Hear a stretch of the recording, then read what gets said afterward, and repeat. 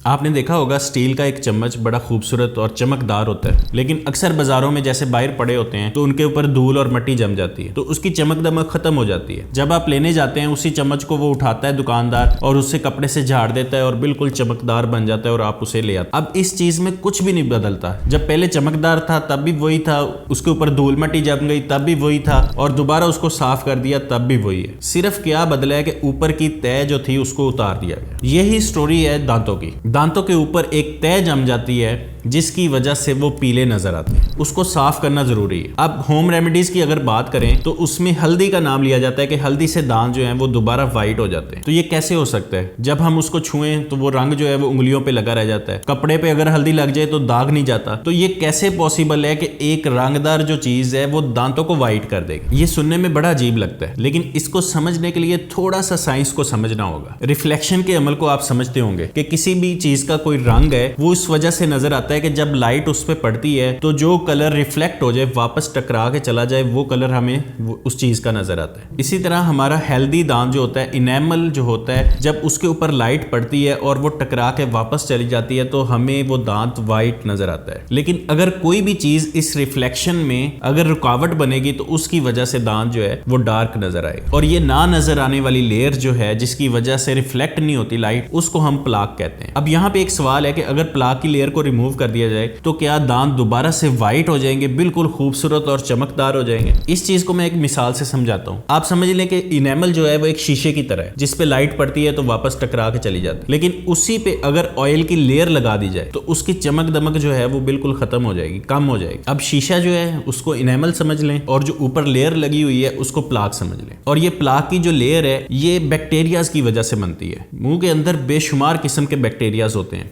जब वो मिलकर कॉलोनी बना लेते हैं तो उसको हम प्लाक कहते हैं। और इसका स्ट्रक्चर जो है ये बहुत कॉम्प्लेक्स होता है। ये करता क्या है कि जो भी खुराक हम खाते हैं, चाय हो गई, कॉफी हो गई, या स्मोकिंग जो लोग करते हैं, इनके अंदर जो भी पिगमेंट होगा, जिसमें कलर होगा, ये उसको ट्रैप कर लेगा और अपने साथ चिपका लेगा, जिसकी वजह से दांत डार्क या पीले नजर आते हैं। हालांकि दांत जो है वो बिल्कुल हेल्दी होता है। इससे ये समझ आती है कि अक्सर औकात पीले दांतों को साफ करने के लिए हमें ब्लीचिंग की ज़रूरत नहीं होती, बल्कि सिर्फ वो जो रुकावट बन रही है रिफ्लेक्शन के लिए या प्लाक की जो लेयर है उसको रिमूव करने की ज़रूरत होती है। तो अगला क्वेश्चन है कि वो हल्दी कैसे इसको रिमूव करेगी? अब इसमें बहुत ज़्यादा पोटेंशियल होता है। 12,000 आर्टिकल्स इस हवाले से छप चुके हैं, और इसका जो ख़ास इंग्रेडिएंट है जो इसमें काम करता है वो है करक्यूमिन। और इसकी ये खासियत है कि ये बैक्टीरियाज को ग्रो नहीं करने देता। जब बैक्टीरियाज आपस में मिलेंगे नहीं, ग्रो नहीं करेंगे, तो उनकी कॉलोनी नहीं बनेगी, और जब ये कॉलोनी नहीं बनेगी तो प्लाक की जो लेयर है वो नहीं बनेगी। और जब दांतों के ऊपर प्लाक की लेयर नहीं होगी तो जितनी भी लाइट दांतों के ऊपर पड़ेगी वो टकरा के वापस चली जाएगी और दांत बिल्कुल ब्राइट और साफ और चमकदार नजर आए। इसे इस्तेमाल करने का तरीका समझ लें कि कभी भी हार्ड ब्रश के साथ इसके ड्राई पाउडर को इस्तेमाल नहीं करना। ये एब्रेसिव होता है, स्टेन्स कॉज कर सकता है। तो करना क्या है कि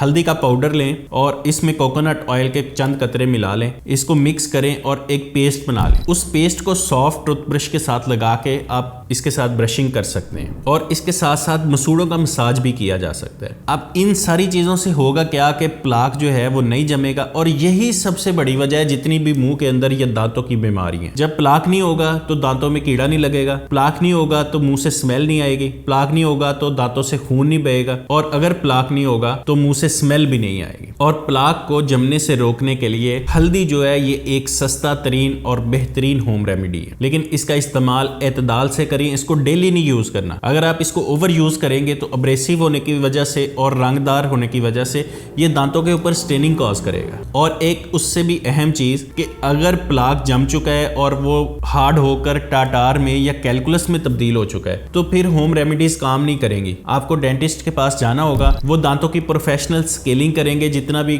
टाटार और कैलकुलस लगा होगा उसको साफ करेंगे। उसके बाद ये जो होम रेमेडीज हैं उस चीज को मेंटेन करने के लिए इस्तेमाल की जा सकती हैं। इस तरह आपके दांत भी हेल्दी रहेंगे, और इसके साथ साथ अगर कोई कैविटी बनना शुरू हो रही है तो उसकी टाइमली फिलिंग कर दी जाएगी। अपने दांतों का बहुत ख्याल रखें, क्योंकि ये वो एक ही सेट है जो कुदरत की तरफ से मिलता है। किसी किस्म का दांतों में कोई प्रॉब्लम हो, इस हवाले से आप हमें कमेंट सेक्शन में बता सकते हैं ताकि उसका आंसर किया जा सके।